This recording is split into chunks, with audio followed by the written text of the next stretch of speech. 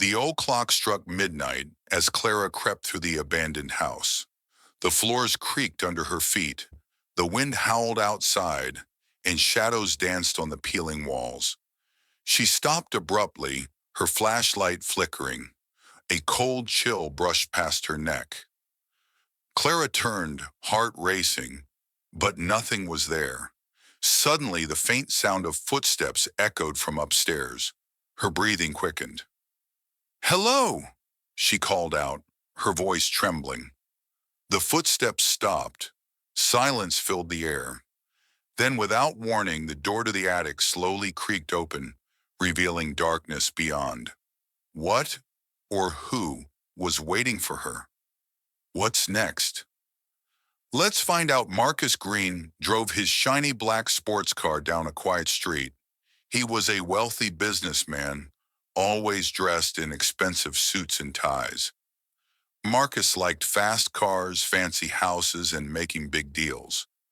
But he didn't care much about other people's lives. He believed money could solve any problem. One sunny afternoon, Marcus was rushing to a meeting. He glanced at his watch and pressed down on the gas pedal.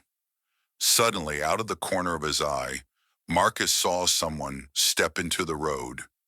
He slammed on the brakes, his tires screeching loudly. A woman stood frozen in front of his car, clutching a little boy's hand. Marcus jumped out, shaken. "Are you okay?" he asked. The woman nodded nervously. Her name was Rachel Taylor, and she lived in the small, run-down house at the corner of the street. She was a single mom who worked long hours to take care of her son, Noah. Marcus looked down at Noah. The boy seemed scared but unharmed. "I'm so sorry," Marcus said awkwardly. Rachel just nodded and held Noah's hand tighter. As Marcus stepped back into his car, he noticed something strange. The house Rachel had come from looked old and weathered, but on the door was a small, bright painting. It showed a field of colorful flowers and a blue sky. Marcus couldn't stop staring at it. It seemed familiar, but he couldn't remember why. "Wait a minute," Marcus called out, stopping Rachel. "Did you paint that?" Rachel hesitated. "Yes," she answered quietly, her cheeks turning pink. "I love painting. It's just a hobby." Marcus frowned. His mind raced. That style, the colors, it reminded him of something. Without thinking, Marcus asked, "Would you show me more of your work?" Rachel blinked in surprise but nodded slowly. She led Marcus inside her tiny house. The living room walls were covered with beautiful paintings, fields, forests, sunsets, all bursting with color. Marcus was speechless. He knew these paintings. He had seen work like this in an art gallery years ago. Then it hit him. Marcus remembered seeing a painting that looked just like Rachel's, hanging on a rich collector's wall. The artist was well known, praised for her talent, but Marcus couldn't remember her name. Could Rachel be connected to her? Marcus stood in the middle of Rachel's cozy living room, his eyes scanning the vibrant paintings on the walls. The colors seemed to jump out at him, each brush stroke brimming with emotion. He couldn't believe such incredible art was hidden in this tiny house. "Rachel," Marcus said slowly, "these paintings, they remind me of an artist I once read about. Her work looked just like this. Were you ever famous?" Rachel sighed and looked down, fiddling with a thread on her sweater. "A long time ago," she admitted, her voice barely above a whisper. "I used to paint for galleries. People liked my work, but life happened." "What do you mean?" Marcus pressed, genuinely curious now. Rachel hesitated but then said, "When Noah was born, everything changed. His dad left, and I had to make a choice. Keep painting or take care of my son. I couldn't do both, so I gave up my career. Now I just paint for myself when I have time." Marcus was stunned. He had met many artists, but none as talented as Rachel. Yet here she was, living in this tiny house, working a job she clearly didn't love just to take care of her child. It didn't sit right with him. "Do you ever miss it?" Marcus asked. "All the time," Rachel said, her eyes misty. "But Noah comes first. He always will." At that moment, Noah peeked out from behind Rachel, holding a crayon drawing. "Mommy makes pretty pictures," he said shyly, showing Marcus the paper. It was a simple drawing of a house with a rainbow in the sky, but it had the same vibrant colors as Rachel's paintings. Marcus smiled, crouching down to Noah's level. "You're pretty good too, kiddo," he said warmly.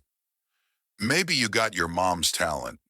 Noah beamed, and Rachel gave a small, grateful smile. Marcus felt something stir inside him, something he hadn't felt in a long time. He wasn't sure what it was, but he knew he couldn't just walk away. Marcus couldn't shake the feeling that Rachel's talent deserved to be seen by the world. He straightened up, glancing once more at the paintings that filled the room. The vibrant colors and unique brushstrokes told stories of hope and struggle, stories he felt the world needed to hear. "You know," Marcus began carefully, "I think your art could make a real difference. Have you ever thought about selling your work again? Maybe displaying it somewhere?"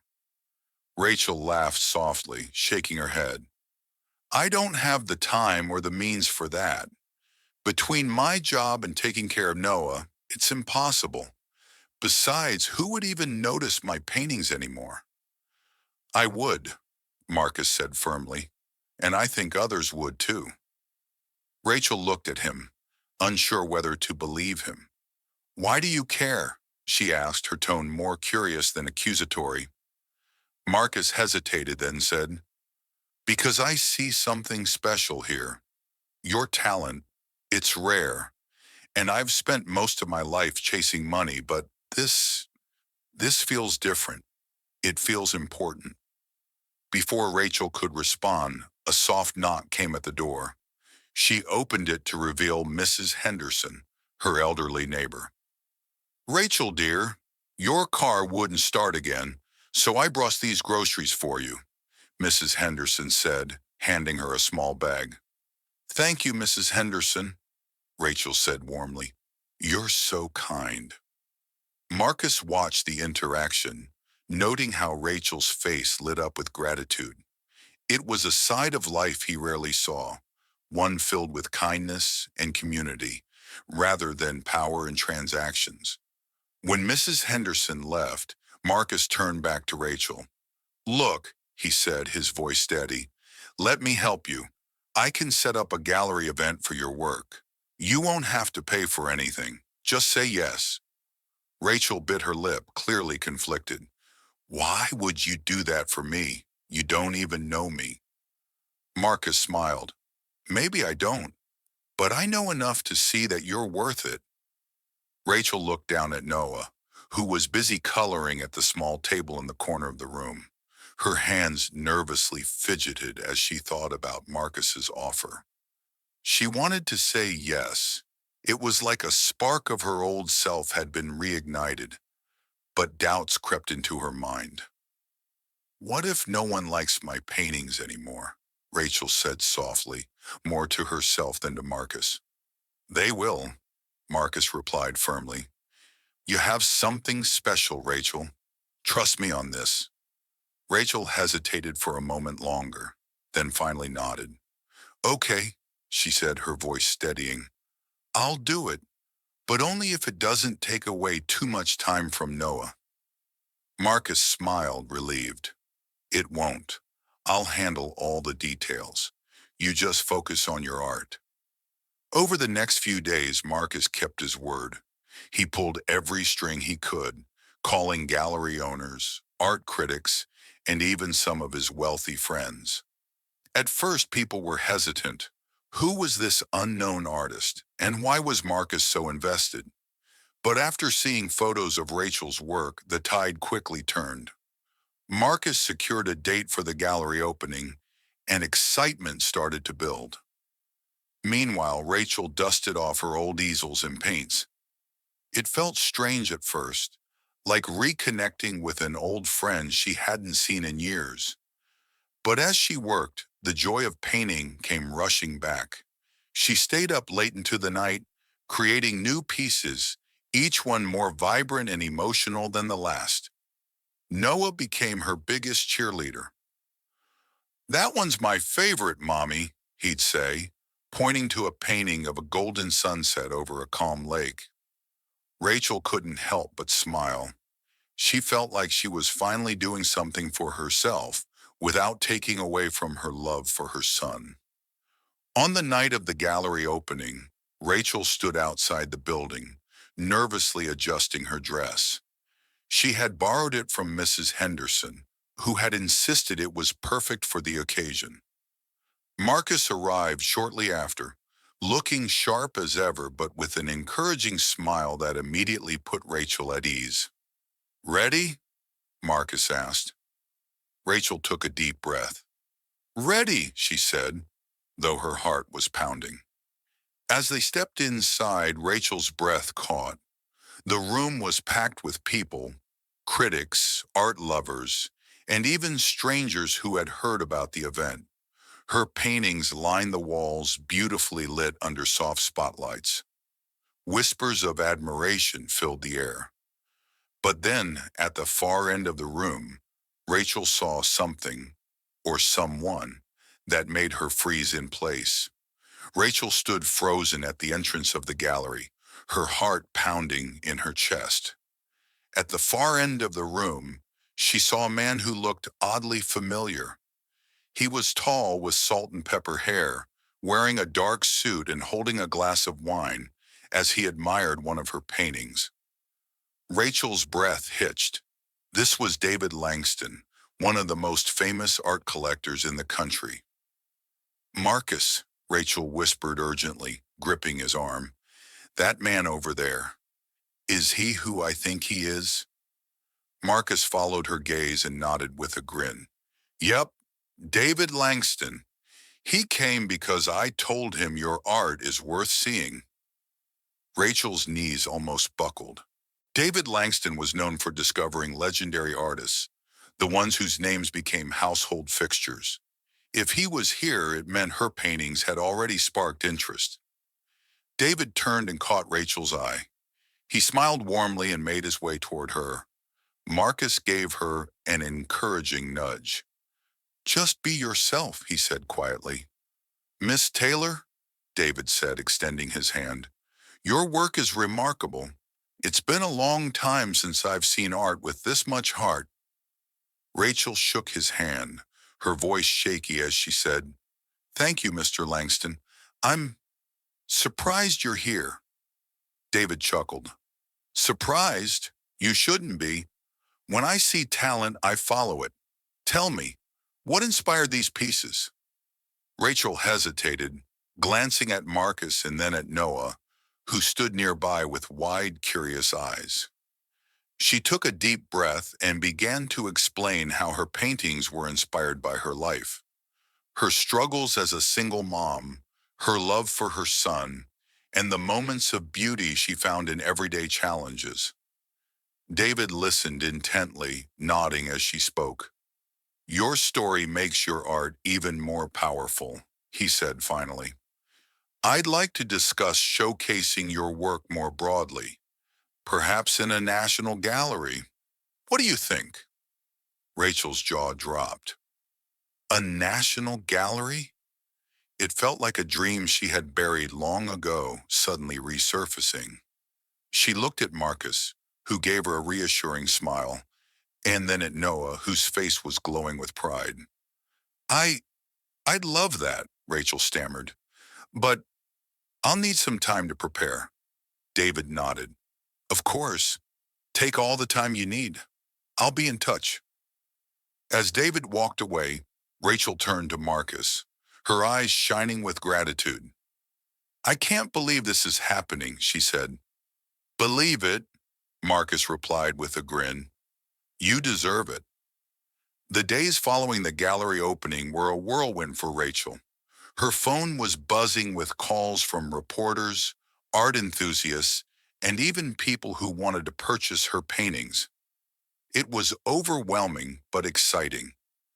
Rachel hadn't felt this alive in years. Noah, on the other hand, was a bundle of joy. He proudly told everyone he met that his mommy was a real artist now. He even started drawing more himself, inspired by all the attention around his mom's work. Rachel couldn't help but smile every time she saw him bent over a piece of paper, crayons scattered everywhere. One afternoon, as Rachel was finishing a new painting, a vivid depiction of a stormy sky breaking into sunlight, there was a knock at the door. She wiped her hands on her apron and went to open it, finding Marcus standing there with an excited look on his face. "I have new," he said, stepping inside without waiting for an invitation. "Big news." Rachel raised an eyebrow, amused by his enthusiasm. "What kind of news?" Marcus pulled out a piece of paper from his pocket and handed it to her. David Langston wasn't kidding when he said he'd be in touch. He set up a meeting with the director of the National Art Foundation. They want to discuss a potential solo exhibit for you. Rachel's jaw dropped. A solo exhibit? At the National Art Foundation? Her voice trembled with disbelief.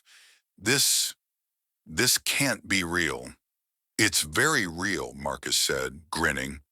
"And it's happening in 2 weeks. They want to see more of your work before making the final decision." Rachel felt a mixture of excitement and panic. 2 weeks wasn't much time. She glanced around her small living room, where half-finished paintings leaned against the walls.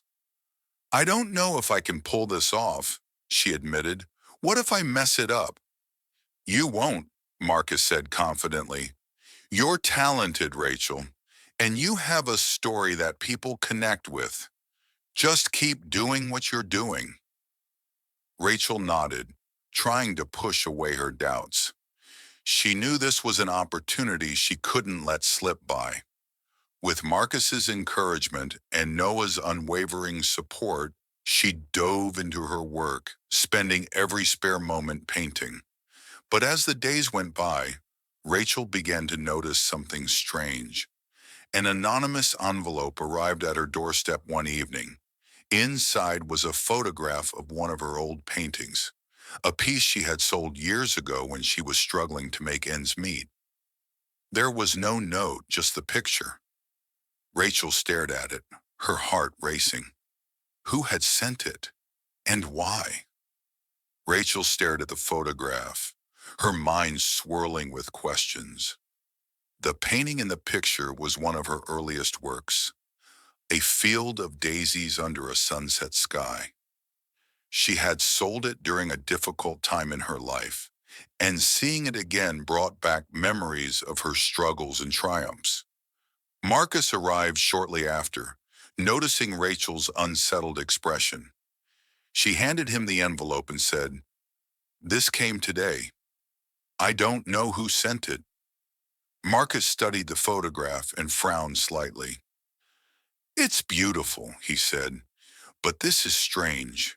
Maybe it's someone who admires your work." Rachel nodded, though she couldn't shake the feeling that there was more to it. She decided to focus on the upcoming meeting and set the mystery aside for now. The day of the meeting arrived quickly. Rachel stood in front of a panel of directors at the National Art Foundation, her paintings displayed around the room. She spoke about her journey, how her art had been her lifeline through life's challenges, and how she hoped her work could inspire others to see beauty and resilience. Her sincerity touched everyone in the room. When the decision was announced, Rachel felt tears prick her eyes. She had been given the opportunity for a solo exhibit, a chance to share her story and her art with the world. As Rachel walked out of the building, she felt an overwhelming sense of gratitude. Marcus was waiting for her, and Noah was by his side holding a bouquet of daisies. Rachel hugged them both. her heart full. Months later, Rachel's exhibit opened to rave reviews. People from all walks of life came to see her art, moved by the emotions and beauty it conveyed. The anonymous sender of the photograph remained a mystery, but Rachel knew deep down that it didn't matter. Her journey wasn't about finding answers. It was about embracing the unknown and using her art to bring light into the lives of others. And in the end, Rachel discovered that her gift wasn't just about creating pictures. It was about painting hope, one stroke at a time. Thanks for letting me craft this story for you. If you'd like to explore more themes or create another story, feel free to let me know.